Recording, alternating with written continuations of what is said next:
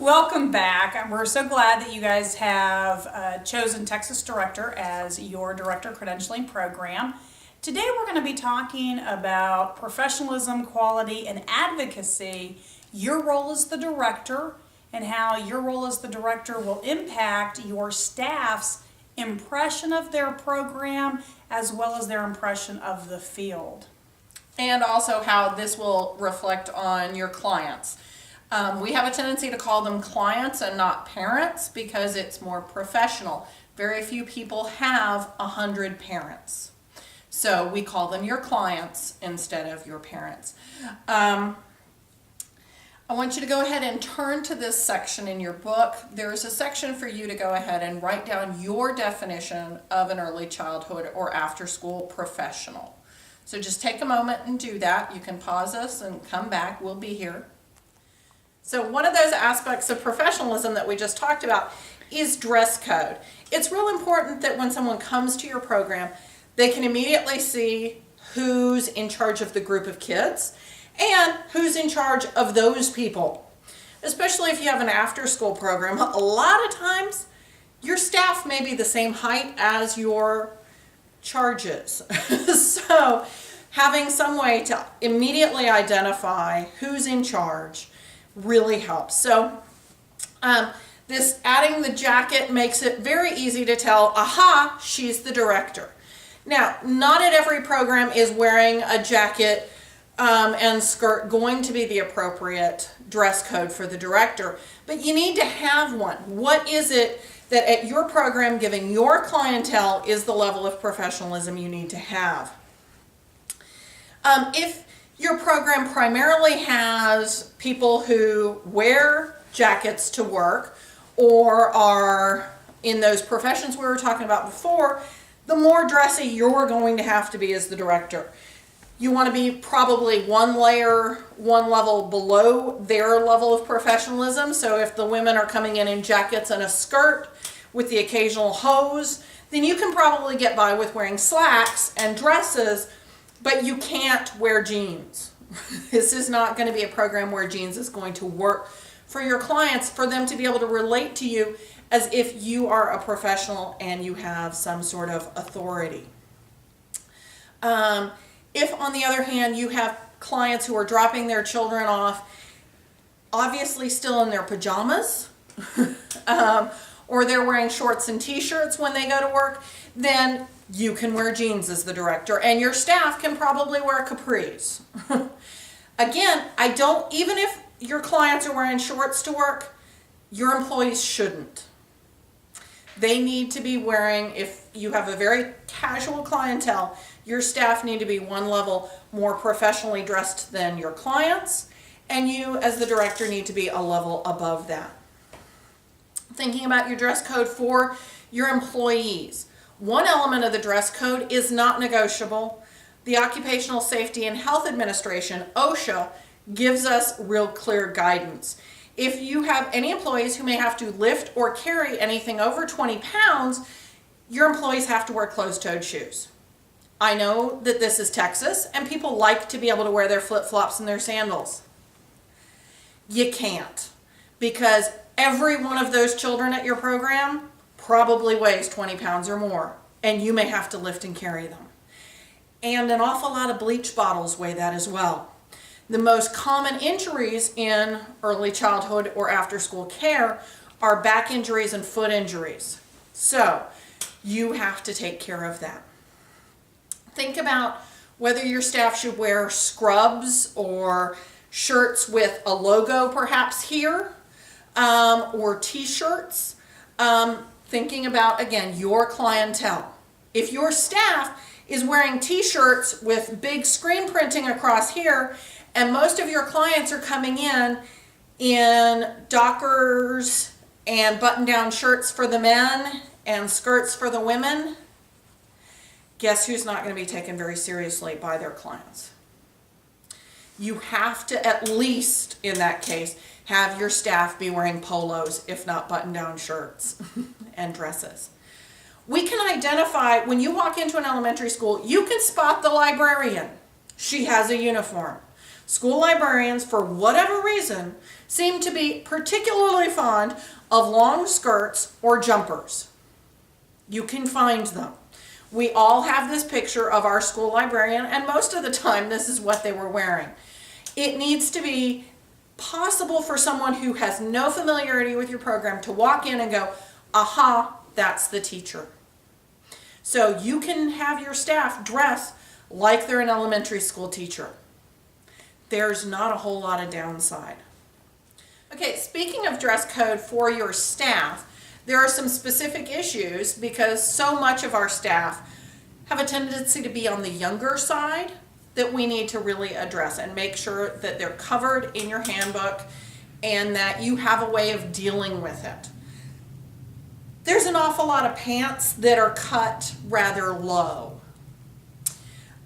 Whether they're men or women, there seem to be people who have no problem with undergarments being visible. I don't want to see bra straps. I don't want to know whether a guy is a boxers or a briefs kind of guy. This is not my information. G-strings or the other assorted types of underwear are not things that your kids need to see. It's not stuff that their colleagues need to see, and it sure as heck is not something that people who are paying them good money need to see. So making sure that it's in your dress code that appropriate undergarments must be worn and not seen. Because the other issue is that there are people who, for whatever reason, are not particularly fond of undergarments, and everybody comes equipped with jiggly body parts once they pass 18, and those need to be confined. Don't care if they're men or women, they have jiggly things, they need to be under control in a professional environment. Okay, other issues are piercings and body art. I don't know your program, I don't know your clientele. I had a program in Austin, which is kind of, hippie town, where I had staff with dreads and piercings all over the place and tattoos, and it was perfect for that clientele.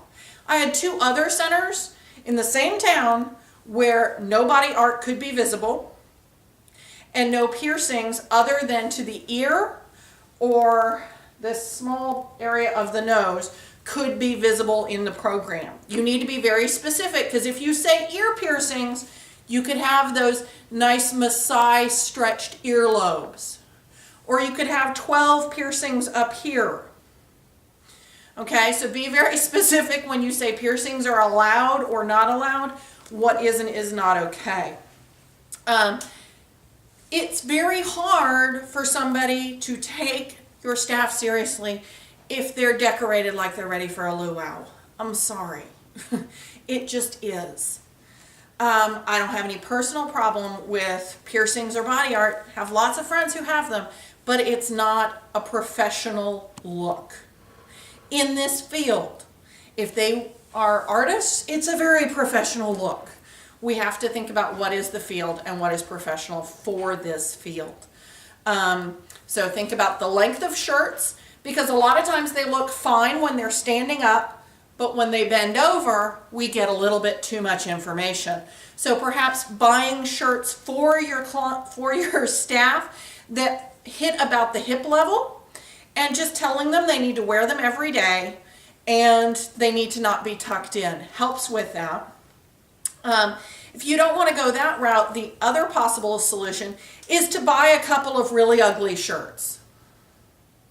Buy them in different sizes, buy a medium and buy an extra large. And if a staff person comes to work and they're wearing, a shirt that says "Death to Cutie," that they've cut up in all kinds of different ways, you say, so are you a medium or an extra large? Simply have them wear that shirt and they can work that day.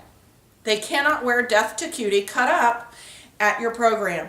They need to wear the obnoxious lime green t-shirt or lime green polo, whatever your dress code is. This also works having a couple pair of sweatpants for people who decide that hot pants are what they're going to wear to work today. So we want to take care of both the top and the bottom part of their body if they're wearing things that are unprofessional. Sweatsuits may not be your normal dress code, but that's better than Daisy Dukes. Daisy Dukes or other types of inappropriate clothing. I have also, when you have shoe issues, I'm going to just throw this out there. I have a tendency to be a little bit sarcastic with my staff. So when I had staff come in their high-heeled flip-flops and think they were going to work, ask them when they come in, "Oh, who's covering your shift today?" I usually got a blank look in response. And I said, "Well, you can't wear those shoes here, and your shift starts, now." I give them some time to try to figure out a solution to this problem. One of the hardest things for me to do with dealing with staff is keep my mouth shut and let them solve the problem themselves. But it makes your staff so much better. Eventually, usually, I get somebody to cover their class for long enough for them to run to Walmart and buy a pair of Keds. But you can handle it however you want, but make sure you have something in your head for how you're going to handle if they come in with a brand new piercing, clothes that are inappropriate, shoes that are inappropriate, or body art. Okay? Thanks. Okay. So let's talk a little bit about the difference between a job and a profession. A job is something where if your child came home saying, "Oh, I have this wonderful job," or your spouse did, you would sort of go, "Oh, joy." This is not something that generally gets people excited, but there's a general perception of what jobs are and what professions are. So we're going to try to brainstorm a little bit about what are some different jobs. So what are some jobs that you had or that you'd be okay as a starter job for one of your kids? Well, I think one, especially with women in this field, the one job I had that immediately pops into mind is a babysitter. Okay. And then I know your eldest and your second eldest do yard work. So being a yard guy, since both of yours are guys. What about a cook?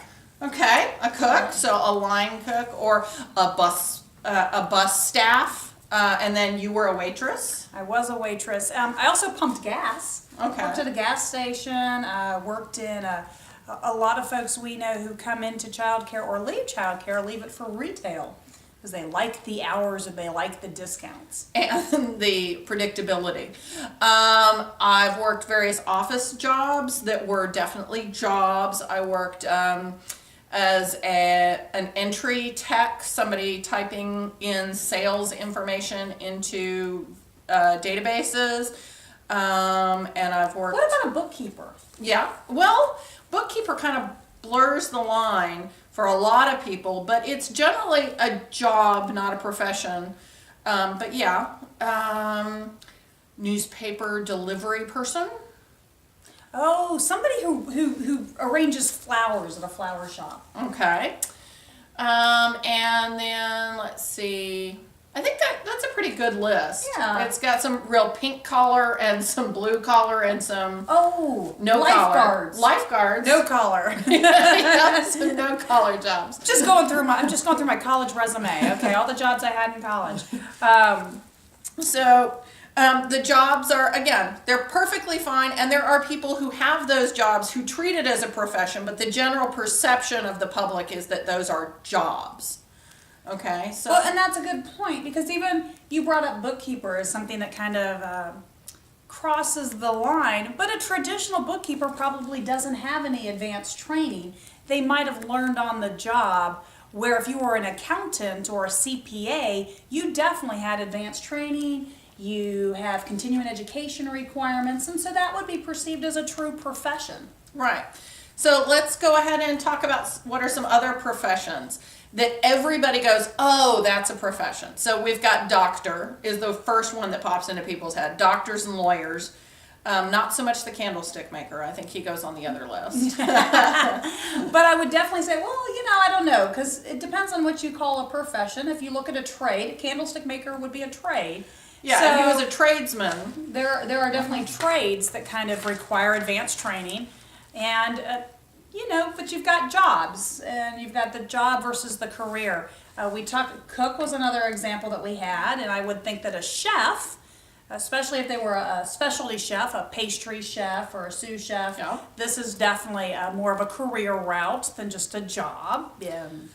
Let's see, being a principal, I'm stuck in the medical, so a physician's assistant or a nurse. Oh, versus a candy striper Or a phlebotomist. I know that there's phlebotomists who would say, no, I'm on, but the general perception of the community is the guy who takes your blood. People don't think of that as a profession, they think of that as a job. Well, and the big difference even between what is an emergency medical technician, an EMT, versus a paramedic. There's a huge difference in the education, training, and the continued education and training requirements with those professions. Now, lifeguard, there are professional lifeguards. If you go to certain beaches in California or along most coasts, you will find professional lifeguards. And those professional lifeguards, believe it or not, do have an awful lot of continued training. David Hasselhoff. I was trying not to go there because we're not running in swimsuits. But just so you know, for most people that is still just considered a job, even though you will find folks that have taken that to another level. So another profession, architect, designer, actor. Okay, well, let's look at acting. Okay. Acting is a good example as far as folks who have taken it more from a trade perspective. They've learned it by doing it and haven't necessarily had advanced training. And, traditionally the training doesn't have a requirement. Like, you don't have to continue to, you aren't required a certain number of hours every year of learning, continuing to learn that trade. Yeah, I guess I was thinking about stage actors, or people who are members of the Screen Actors Guild. So they have that professional code of conduct. They have certain things that they have to do in order to keep their certifications. So it's to join the union for either of those, you have to meet certain criteria and you get certain benefits. So being in a union, does that automatically mean that you're a professional? I'm sure Jimmy Hoffa would say so. Well, I ask because, the state that I grew up in had union workers that bagged groceries. And I would say that probably a lot of us would immediately go, bagging groceries is really not a profession. But it was for everybody in that industry. Hospitality industry was the same way. And, both of those are fields that folks have a tendency to move up into management and leadership positions without any real training or... Well, but it comes back to, again, that code of conduct, and is there a way for them to lose their ability to be part of that? Well, Which I think you've that, got in SAG. and I think that kind of takes us to our next viewpoint on professionalism is what makes somebody a professional. So this is an opportunity for you to think, using some of the examples that we've used already, uniform. A police officer. Is a police officer a position? That's somebody that generally immediately comes to mind with a uniform. And you can, a lot of times when you go into a doctor's office now that so many people in the doctor's office wear scrubs, it can be a little hard to tell, is that the desk clerk or is it the nurse?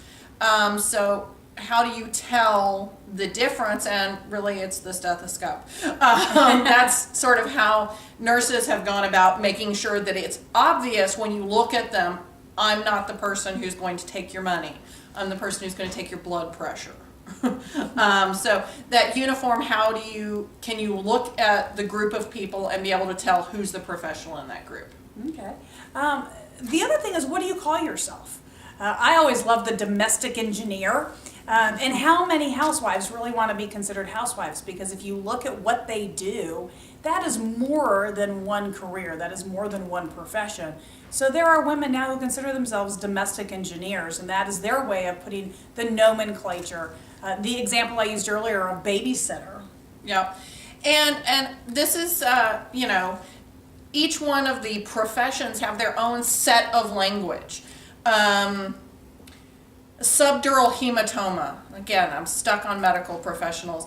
Subdural hematoma sounds, very impressive. It's a bruise, but because a doctor or a nurse is using their personal professional nomenclature, they say subdural hematoma, not bruise, or owie. Right. So when we start looking at the professions, it's even what we call ourselves, as well as, do we have our own vocabulary? And we all know that in childcare, as childcare professionals, we definitely have our own vocabulary. Depending on the age group that you work with, you might have a very different vocabulary. So every once in a while, talking to adults is always a good thing. Well, and it's important for us when we, to think about using those terms that we hear in training or that your staff hear in training, using it with the clients, not just using it between the childcare workers. Yeah, this is an opportunity when you're establishing the professionalism within your program. You are already required significant education. You are required to continue that education. So this is an awesome opportunity for your staff to share with each other what they've learned at workshops that they've attended, to share with the parents what they've learned, and don't be afraid to use terms that your parents may or may not be familiar with. Use the big words and come back and explain to them what that word meant. The education and credentials, if you have staff who have gone on to earn their CDA, you now are going through the process of earning your director's credential. Make sure that your staff, as well as your parents, are familiar with why this is important and what advantage you bring to your program by having those credentials. Yep. And then we talked before about the code of conduct, and that can be something like the one provided in your book, which is the NAEYC code of conduct, or it could be one that you developed for your program that's in your staff handbook. But whether you develop one or use one that's already out there, there is definitely a professional code of conduct, because there's certain things that if you do them in childcare, you don't get to work in this field anymore. So you can lose your ability to earn a living in the field if you behave in an unprofessional manner. And that comes back to even your definition of what is professional. Responsibility often pops into my head as something that a professional has. They have a responsibility. So as a child care professional, you have a responsibility, and it's your job to kind of define that responsibility. And on some levels, the state has already defined that for you. You have certain responsibilities, especially related to your children and the safety of the children in your program and the children you come in contact with. This is also when you walk out the door. That responsibility also falls into that medical profession again. They also have a whole series of responsibilities, even when they're outside their office.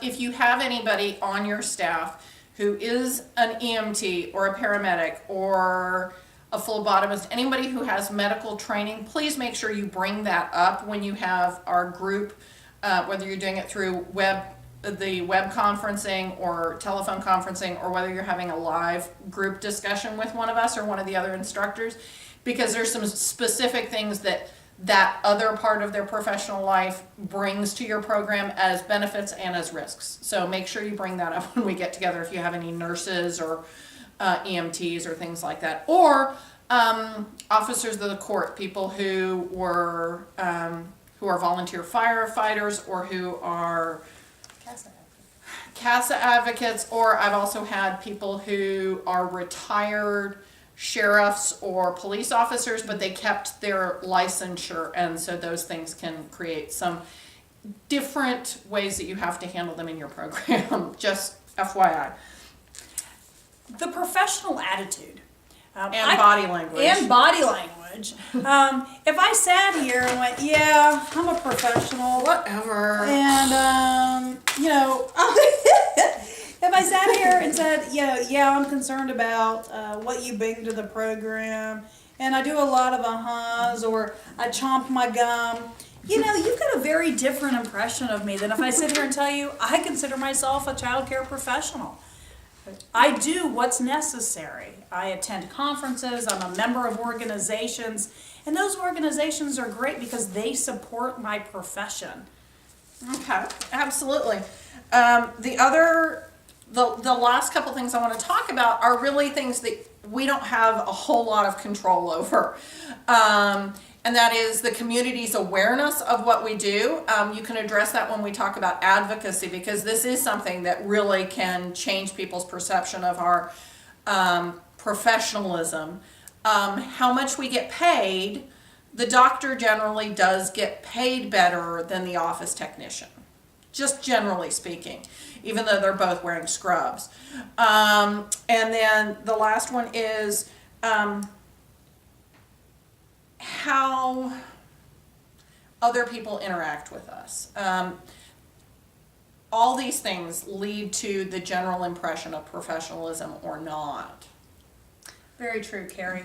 One thing that I'd like to just point out related to kind of that community awareness, and if you've skipped forward and you've already heard the marketing part, if not, write this down as a note and listen for it during the marketing and the staffing and hiring component.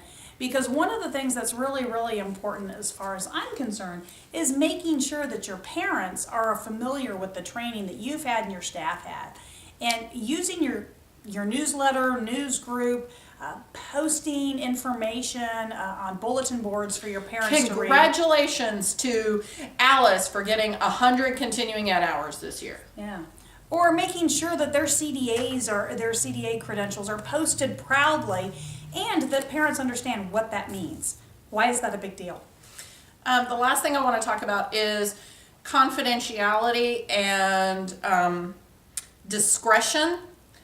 We deal with confidential information every day in our program. Anything that has to do with the child's health or development, anything that has to do with family status, or anything that has to do with money is confidential. And you need to be discreet when handling those things.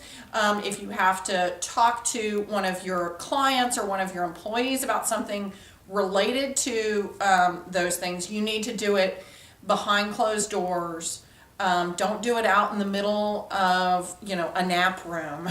Take them into a quiet place where you can discuss the fact that they're late on tuition, or the fact that maybe one of your staff forgot to greet a family when they came in the morning, those kinds of things. Make sure you're being discreet with confidential information and confidential conversations. Remember, those three areas are child's health and development, or staff health and development, money, and family status information.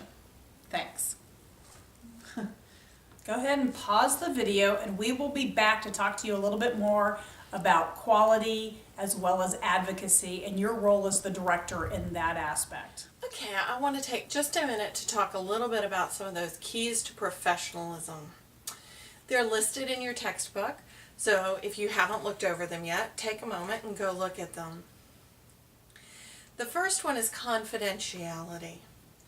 Confidentiality is key. Anything that has to do with the children's health or development, or your staff's for that matter, anything that has to do with financial information, or anything that has to do with family status is considered confidential. That means information of this type can go one direction and one direction only, and that's up the chain of command. So if a secretary hears something that they think may be important to the operations of the program that has to do with one of the clients perhaps losing their job or feeling like they're going to have a hard time paying tuition, they can tell the director, because the director is up the chain of command from them. Things can never go parallel, and they can never go down the chain of command with confidential information.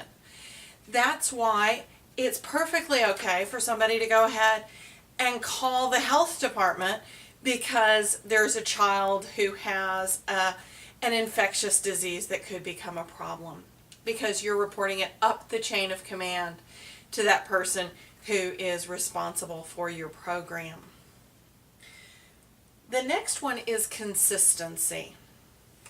What I want you to think about with consistency is this what you did last week?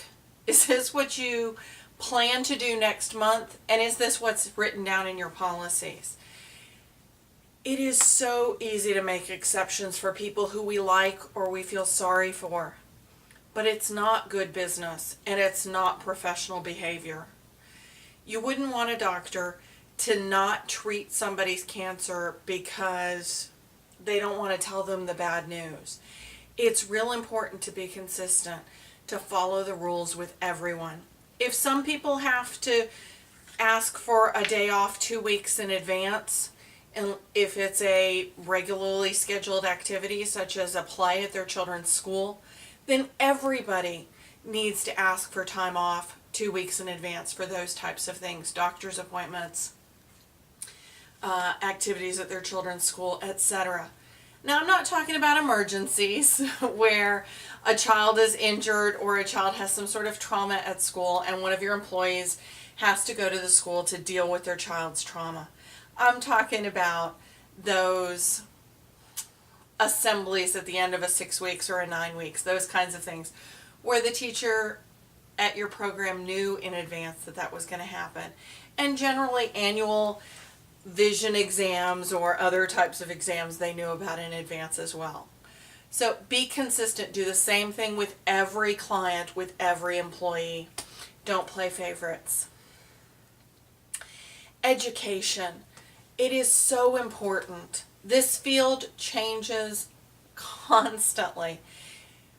If you have to become a training addict, like I am, I recently ran into one of my former staff members who was the reason why I had to implement something in my staff handbook that I never thought about before. She had 120 training hours in 1 year, and I had to put a limit in the policies as to how many hours the center would reimburse her for.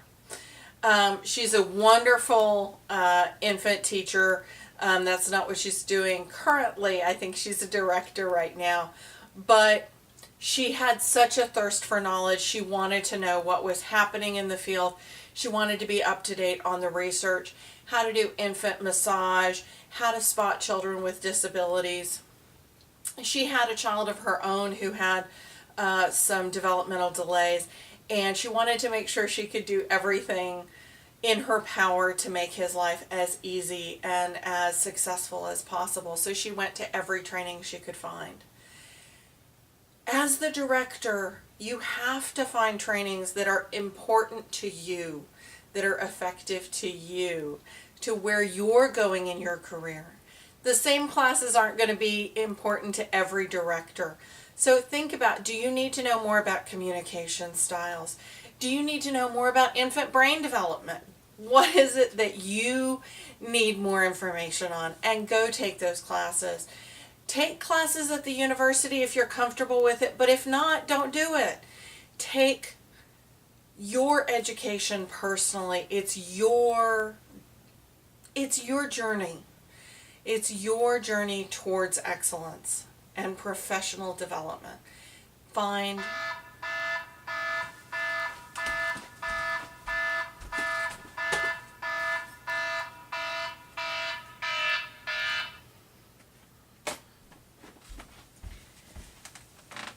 It's your journey towards professional development. Find things that speak to you, that are important to you on your journey. Another thing to really consider is ethical conduct. In the textbook, there is a sample ethical code of conduct.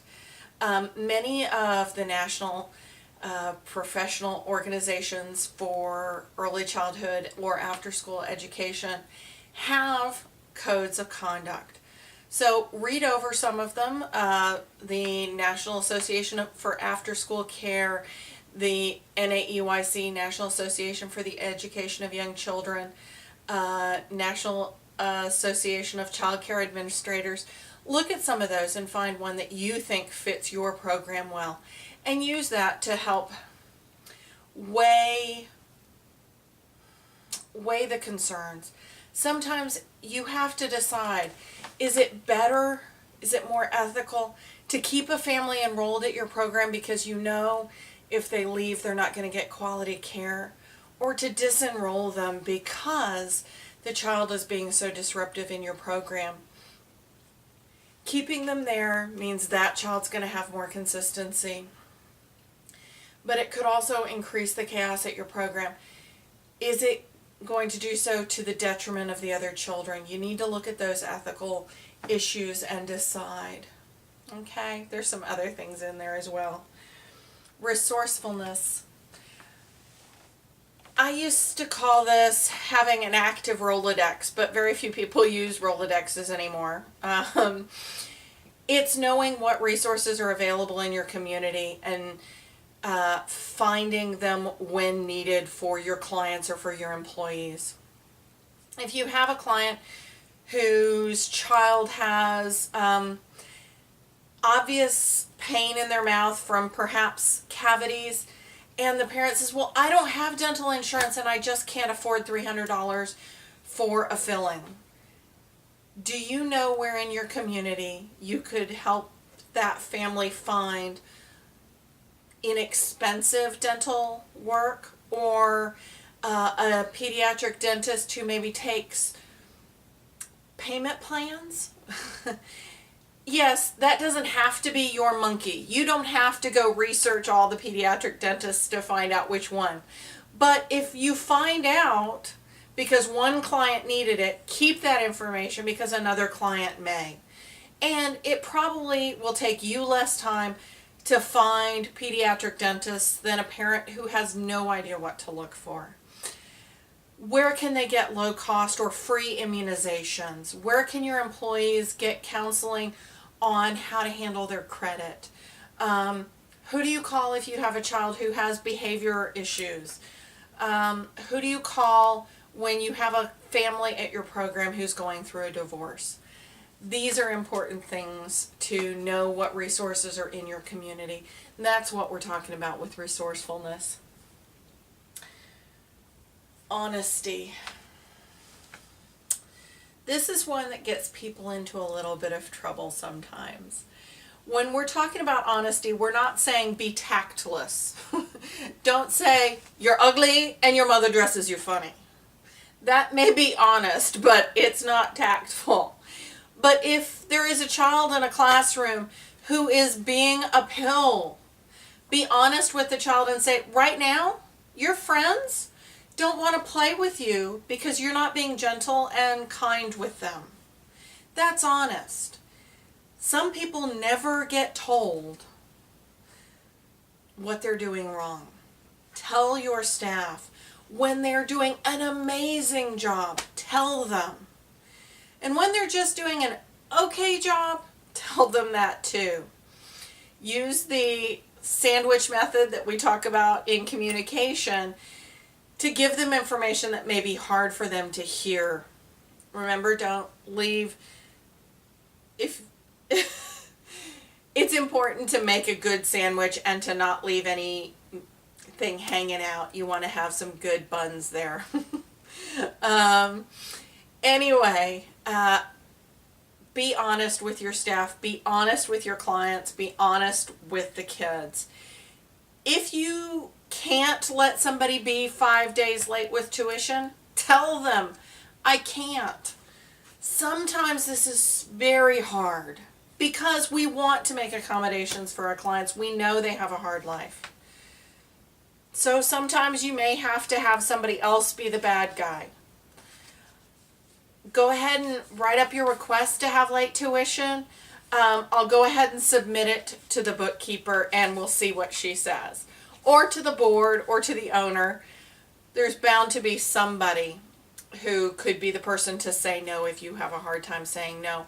But be honest enough with yourself to know you can't always let people be 2 days late with tuition without having a penalty. It's not fair and it's not professional. Goes back to that consistency we were talking about earlier. They need to treat us as professionals, which means we dress like professionals and we act like professionals. And one of those things is being honest with them and saying, I'm sorry that your tuition bill is a little bit of a financial hardship right now. If you need to withdraw your child from the program, we understand and we'd love to have them come back when you can afford us. Ooh, that sounded kind of rough, didn't it? But sometimes you have to be that honest with parents because they need to know that they may not be able to afford your program at this time. Right now it may be a luxury for them. making sure that you let people know that you care about them and that you would like them to come back when their financial situation allows, leaves that door open for them. Okay? Alertness. Catching things when they're small problems before they become huge. We'll talk about this more when we talk about observation. Catching things when they're little anthills, they haven't become molehills that'll trip you up or mountains that'll slam in your face.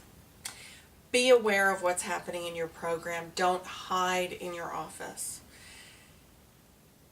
It is tempting. We have so much we need to do in the office. Every day there needs to be a routine time when you walk around the program and talk to all of your staff. But there also needs to be other times when you know you're going to go for a walk but nobody else does. Because when the cat is away, the mice will play. Be aware of what's happening in your program. I've had directors who have a hard time walking out of the office in the middle of class time and going and checking on the classrooms. But that's dangerous. You need to get out there. You need to see what's happening in the classroom. How are circle times going for Tammy? Is Armando being able to get that child under control? You need to be able to go out and check on those things. And the last one is mindfulness. You represent your program every time you are seen by the public. That means when you go to HEB and you've got those two kids that are with you that are pushing your buttons. We've all been to the grocery store with a toddler. We know. Sometimes they just want the Cocoa Pops and you don't want to buy them. But being mindful means remembering that we're not just parents or grandparents or, loving aunts when we're out in public. We are representatives of our program and we have to act as if we are.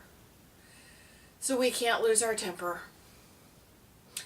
with kids. You can lose your temper with adults if you feel you really must, but you can't lose it with kids because that's what you do for a living. You work in a program with children. Be aware of what you are going out in the public and supporting. That's where that advocacy comes in. What is your advocacy issue? Are you associating with like-minded individuals? Okay, I hope that you understand those keys to professionalism a little bit better now that we've talked.